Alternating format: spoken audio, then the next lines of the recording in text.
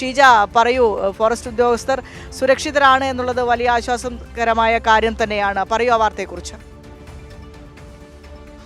രാവിലെയായിരുന്നു ബോണക്കാട് ഉൾവനത്തിൽ കടുവകളുടെ എണ്ണം എടുക്കാൻ പോയ 3 ഉദ്യോഗസ്ഥർ, വനിതാ ഉദ്യോഗസ്ഥർ അടക്കം 3 പേരാണ് ഈ രീതിയിൽ കണക്കെടുക്കുവാൻ വേണ്ടി കാടിനുള്ളിലേക്ക് ബോണക്കാട് ഉൾവനത്തിലേക്ക് പോയിട്ടുണ്ടായിരുന്നത്. അവരെ കുറിച്ചാണ് ഒരു വിവരവും ലഭിക്കാത്തൊരു സാഹചര്യം ഉണ്ടായത്. അവരെ കാണുവാനില്ല എന്നുള്ള വിവരം രാവിലെ മുതൽ കഴിഞ്ഞ ദിവസം വൈകിട്ടോടുകൂടി തന്നെ പുറത്തു വന്നിരുന്നു. അതിന്റെ അടിസ്ഥാനത്തിൽ പരിശോധന അടക്കം ആരംഭിച്ചിരുന്നു. പാലോട് റേഞ്ച് ഓഫീസിലെ വനിതാ ഫോറസ്റ്റർ വിനീത, അതോടൊപ്പം തന്നെ BFO രാജേഷ്, വാച്ചർ രാജേഷ് എന്നിവരെയാണ് കാണാതായിട്ടുണ്ടായിരുന്നത്. തുടർന്ന് RRT അംഗങ്ങൾ അന്വേഷണം അടക്കം ആരംഭിച്ച് മുന്നോട്ട് പോകുന്ന ഘട്ടത്തിലാണ് ഇപ്പോൾ അവരെ കണ്ടെത്തി എന്നുള്ള ശുഭകരമായിട്ടുള്ളൊരു വാർത്ത കൂടി വരുന്നത്.